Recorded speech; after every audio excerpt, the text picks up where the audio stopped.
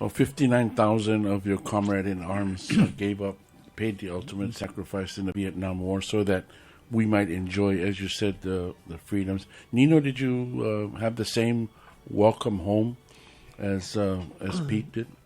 Because when I came back from Vietnam, I was actually on a medevac.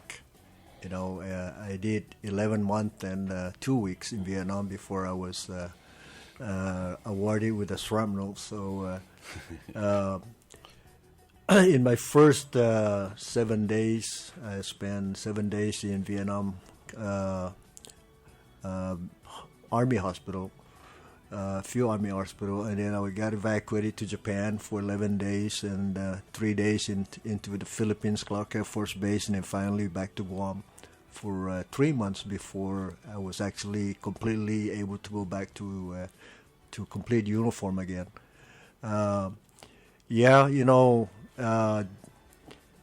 Returning from Vietnam is kind of hard.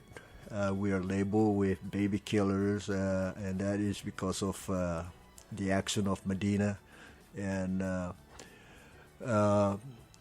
we weren't well received back.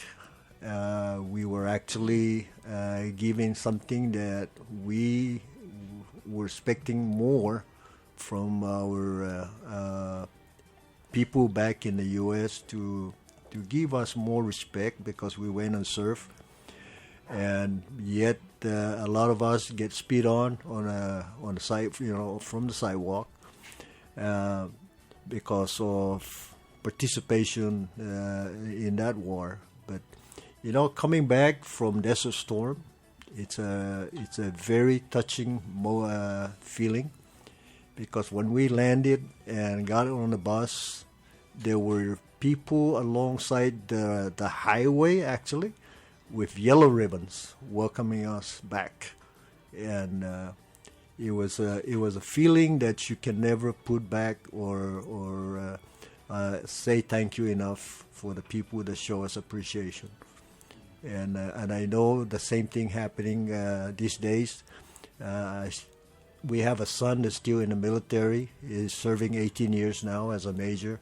He was deployed to Iraq twice, and then once to Afghanistan, and he also toured in South Korea, and then over to Japan. So as a young man that I experienced what he experienced then, it's kind of touching to know that you've been there, and after you came out, that he's doing the same thing what you did, and you just making sure and you wishing that he will come back not the way I did, so yeah.